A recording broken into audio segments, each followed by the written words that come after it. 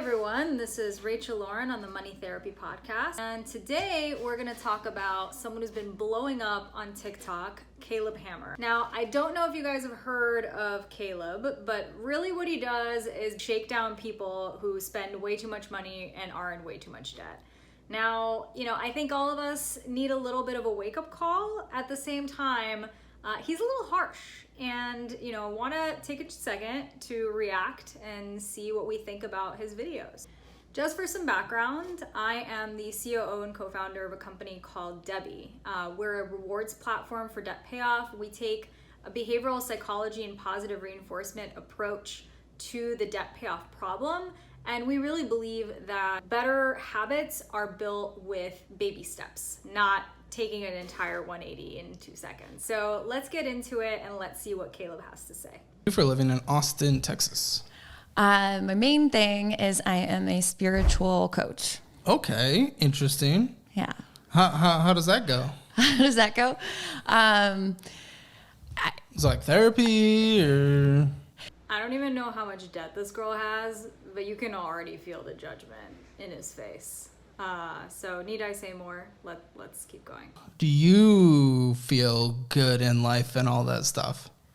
I do. It's a continual journey, and of course there's ups and downs. But... Ups and downs. I'm curious about a down right now. Talking about passions, do you have a passion for credit card debt? And how much you bring in a month?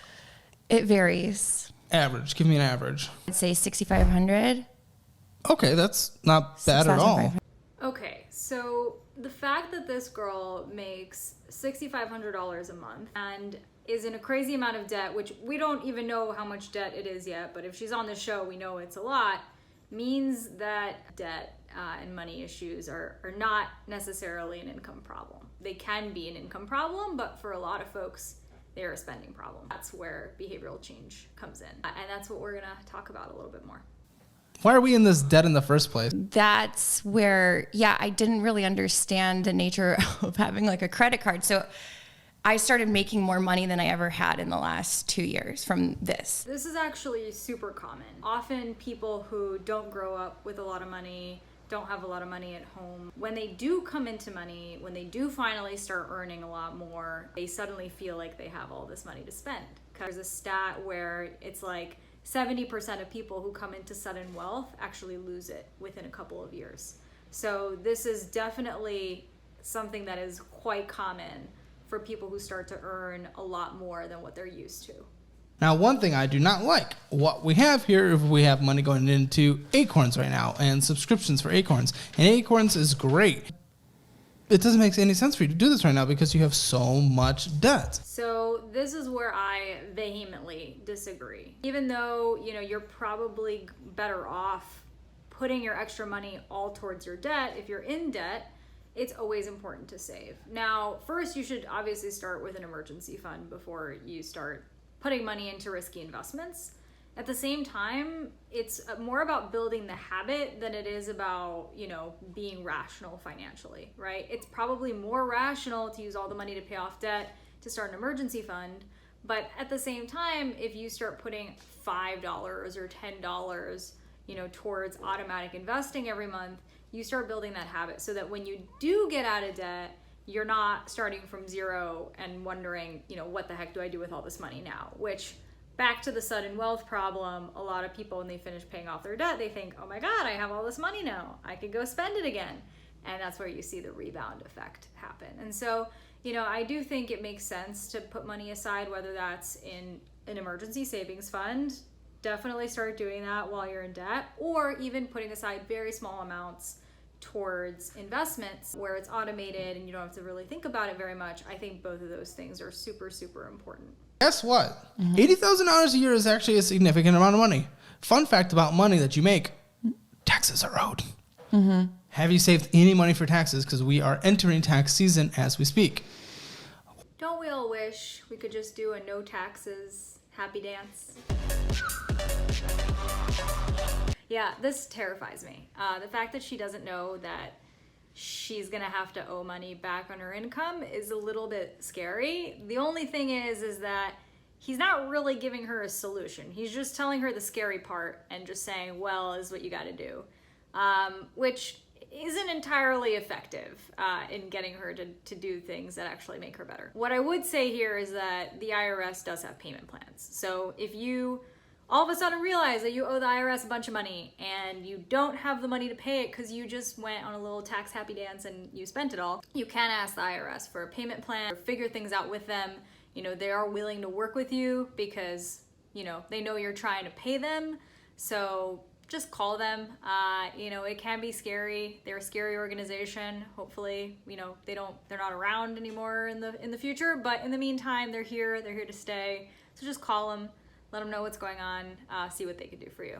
Be worth someone in your position bringing home $80,000 a year, sitting down with the CPA this tax season. I just don't want you to get in trouble in the future. If you get audited, which is actually quite rare, but it could happen. Yeah, look at that shocked face. Absolutely, that could happen. You could get audited.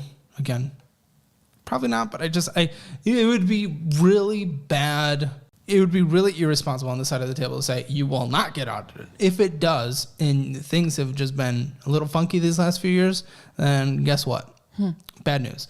And they could be like, you owe this now. Uh-oh, I can't pay this. Okay, you might go on a payment plan. Uh-oh, I'm not doing this. Garnish wages, stuff like that. And you don't even have like official wages, so I don't even know how it works in the contracting world. Pro tip.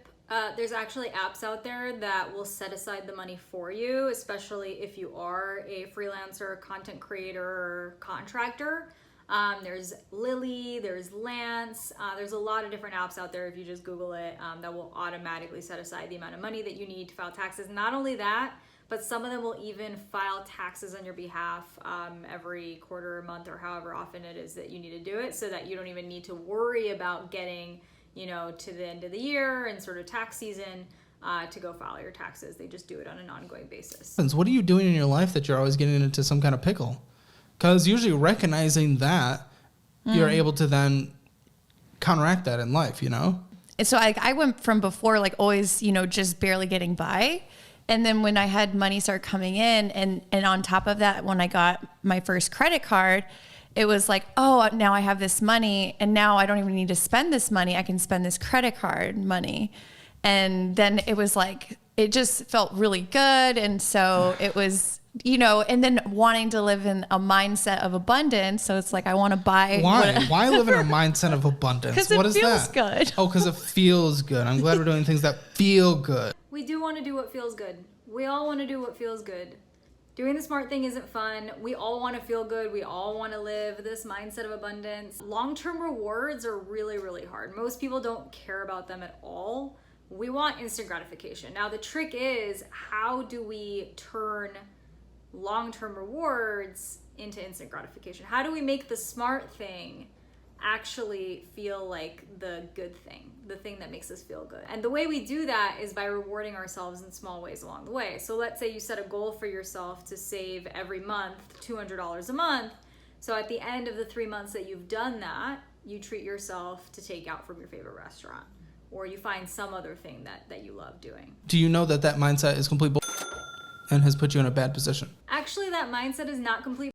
Typically, when someone does not live in, let's say, what we call the mindset of abundance, they live in scarcity. What does that mean? It means that they always feel like there isn't enough, that they have to scrounge and save all the time. And often what ends up happening is they're very risk averse. They don't actually put money into the things that can earn them more. So maybe they're saving every day, they're being really, really careful, they're constantly, you know, working on building up their savings account, but they're not investing, they're not trying to build wealth. So you do have to have a mindset of abundance if you want to be wealthy in the long run. You can't just sit and scrounge and save every single day, even though that's a really important skill to have. What hours a day are you working? 5. Then you don't have time. That's stupid. That's the stupidest thing I've ever heard. Here's my problem with this guy's line of questioning. The best coaches are actually like therapists. And the best therapists don't tell you what's wrong with you. They ask you questions to help you figure out and guide you to the answer of what's actually wrong. So instead of telling someone, you spend way too much money, you need to fix this, to which she obviously is responding, well, I don't give a I've been doing this my entire life, or for the last couple of years, you ask, hey, what do you think is causing your problem? Why do you think you're not saving? What are the things that are stopping you from saving? What are the things that are stopping you from spending less? What are the areas that maybe you're not super happy that you spend a lot of money in? Those are the questions you should be asking to help someone figure out, are they in the right place or not, and what do they actually want to cut out of their budget to figure out how to expand their money. 5 hours a day working, you can, congratulations, cook. You can. There are 19 more hours. Oh, no, there's 18 more hours. Take away 8 of them to sleep. 10 more hours. We can't make a bowl of mac and cheese in 10 hours? Put chicken in the oven in 10 hours? I'm confused. I'm very confused. Are you understanding this? Or are you going to try to justify it? You got to give me something here. I'm just talking to a wall. I'm sorry, sir. You are not demonstrating it to her. She does not understand how bad it is. She doesn't see that what she's doing is hurting her, and that's because you're foisting your opinion upon her.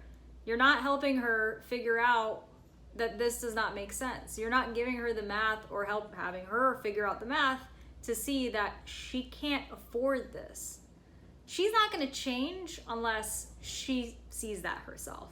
In our budget, we are required to spend $3,551 just for things to not completely fall apart. Now, if we're looking at an average month of $6,500, we have $3,000 left. That is great. Some months are going to be less, some months are going to be more. But that is our average month, and I am just taking your word on that, and I hope that is correct. Okay. You are going to put in your budget $500 a month on groceries. And you're going to go to H-E-B or Kroger. Things like that. What is she cutting back for, though? That's what you need to start with. You know, what's the whole point of getting out of debt? Now, people don't realize how bad a situation is unless they see that they're blocked from doing other things that they want to do because of it. Let's say I really, really, really want to buy a house, but my credit is shit because I've been paying these credit cards and I've been racking them up. Now I finally realize that this credit card debt has gotten me into this situation. She doesn't realize this because she's just out spending money on it. She has no responsibilities. It doesn't sound like she's, you know, in the market to buy a home or anything. She got this auto loan. She's good to go. So why should she care about getting out of debt if they're just going to keep funding her? The credit cards are just going to keep funding this lifestyle. So she has no incentive to change. Now, if you ask her to design what does her financial life look like in a couple of years, what does she want to accomplish, what do you actually want to get out of your life, that's a much better motivator than you're financially and let's just cut stuff out of the budget. Why am I agree that maybe they are a little bit, they're in a bad situation, but they don't know why. They're not blocked from doing the things they want to do and affording the things they want to afford. So it's not until it hits the fan that they're going to change. You yelling at her and telling her that she's financially and she's never going to get out of this situation, or, you know, that she's going to get out only if she does what you tell her to do, which is basically impossible, nothing's really gonna happen. Now, what I recommend in this case, not official financial advice, only what I would do were I in her shoes, what I would personally do, we have a month where we make $7,500, so $1,000 more than the usual, $6,500. That extra $1,000, I would just keep in the checking account. Then pretend we're only working with $6,500. That extra $2,500 that you have left over in your budget, $2,500, boom, that goes to the $1,932 nearly maxed out credit card. That is gone. $2,000. Then $500 of that, the other $500 goes to the $2,648 card. Then that one's only about $2,000 out on it. Does that make sense? And then we repeat this on a monthly basis. You are not having a single ounce of fun. You don't get to go get any kind of clothes because your closet is probably completely full. You don't need to have any fancy haircut. do the cheapest way possible. You are not going out to eat a single freaking time. It doesn't exist. It does not exist in your life.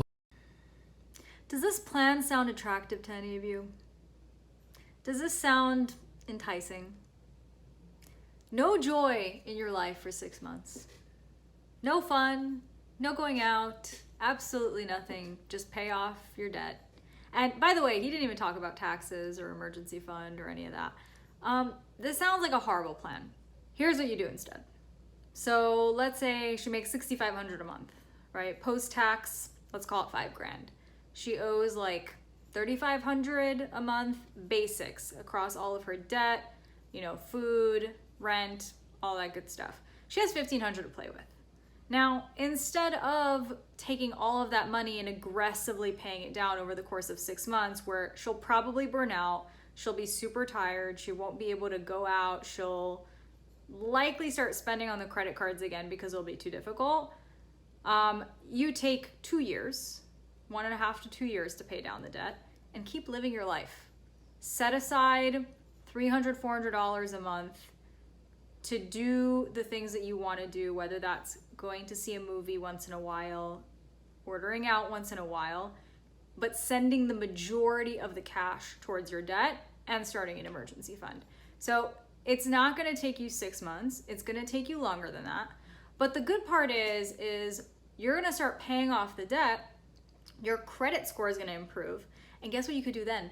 You can refinance. So you can take that 25% APR credit card and slash that interest rate in half. You can get a loan at a much lower interest rate, pay down the credit card, and now you owe a lot less money. And if you're aggressively paying down the credit card over 6 months, you're probably not going to do that. Now, you're going to save more money doing that, but you're going to kill yourself. You're going to be miserable, and you probably won't end up doing it in the end. It's kind of like going on a diet, right? You go on a diet, you go super hard for 6 months, you eat keto, you eat super clean, and once you're done, you've lost a ton of weight. You look at yourself, you're like, God, I'm so hot, I did this, it's amazing, you feel super proud of yourself, and then you're like, I can't keto anymore. This sucks. I need a cheeseburger. And then you go off the diet, and then guess what happens? You gain all the weight back. And so what he's advocating for is exactly that, right? She goes hard, she pays off all the debt, but you know what's gonna happen then? She's gonna start spending again because she just spent the last 6 months not having an ounce of fun, not going out at all, not doing anything for herself. So what do you think she's gonna do when she's out of debt? Go back to doing exactly that. So what's smarter is to start building the habits today that she's gonna end up having 2 years from now when she's out of debt. And in the meantime, sending the majority of the money towards the debt.